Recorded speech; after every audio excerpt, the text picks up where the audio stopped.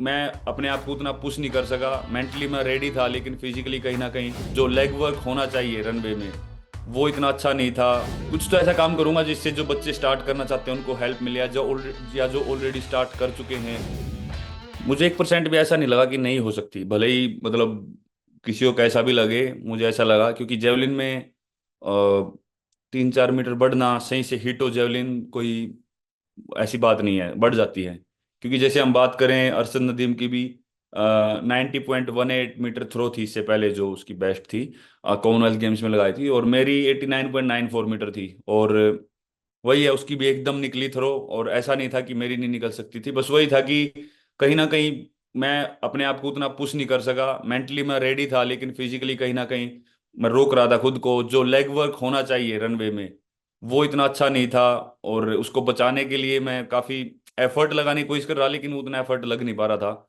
तो बिल्कुल वो जो सेकंड वाली थ्रो थी वो जस्ट नदीम ने जब थ्रो किया उसके थोड़ी बाद में ही थी। उस टाइम मैं बहुत ही पॉजिटिव था, और उसके तुरंत बाद मैंने वो अपनी थ्रो वो अच्छी निकाली। लेकिन उसके बाद से फिर जैसे ही और टाइम बढ़ता चला गया, तो वही है, फिर से वो चीज़ कहीं ना कहीं फिजिकली वो रुकावट आने लग गई। तो मैंने मेंटली बहुत ज़्यादा पुश किया, लेकिन जब तक लेग वर्क अच्छा नहीं है, टेक्निक अच्छी नहीं है, तो कितना भी जोर लगा लो वो खराब ही हो जाता है।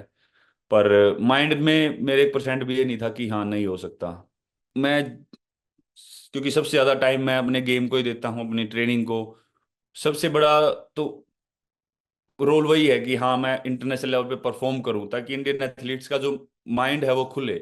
और मुझे जो जो अभी तक फील होता आ रहा है, वो एक सबसे बड़ा जो रोल है वो माइंड का ही है। अगर हम मेंटली बहुत ज़्यादा स्ट्रांग होंगे, मेंटली अपने ऊपर बिलीव करेंगे, तो कुछ भी हो सकता है। क्योंकि कंसिस्टेंट परफॉर्मेंस करना इंटरनेशनल लेवल पे, और फिर उसको और ज़्यादा बढ़ाने की इच्छा रखना, वो मतलब मेंटली हो सकता है। क्योंकि फिजिकली हम सभी बहुत ज़्यादा ट्रेनिंग करते हैं, पर लेकिन मेंटली उस चीज़ को पुश करना और खुद को वहाँ पे बनाए रखना, वो बहुत ज़्यादा ज़रूरी है। और मैं मतलब अभी के लिए तो मैं यही कर सकता हूँ कि मैं एथलीट से बात करूं और मैं अपनी परफॉर्मेंस दूं, ताकि उनको भी लगे कि हम भी कर सकते हैं। दूसरी बात, मैं कुछ ना कुछ कोशिश करूंगा कि हाँ एटलीस्ट जेवलिन के लिए तो कुछ एकेडमीज वगैरह कुछ ना कुछ ऐसा करूं जिससे, या कुछ कुछ तो ऐसा काम करूंगा जिससे जो बच्चे स्टार्ट करना चाहते हैं उनको हेल्प मिले, या जो ऑलरेडी स्टार्ट कर चुके हैं उनको हेल्प मिले। और आगे के लिए जब मेरा गेम पूरा हो जाएगा, उसके बाद फिर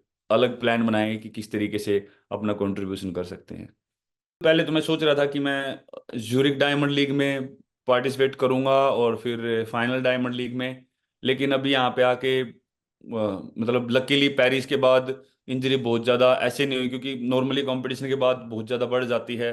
तो इस बार थोड़ा ठीक रहा। फिर हमने ट्रीटमेंट वगैरह करके, ईशान भाई ने पेरिस में भी थोड़ा ट्रीटमेंट किया था, उसके बाद अच्छा लगा।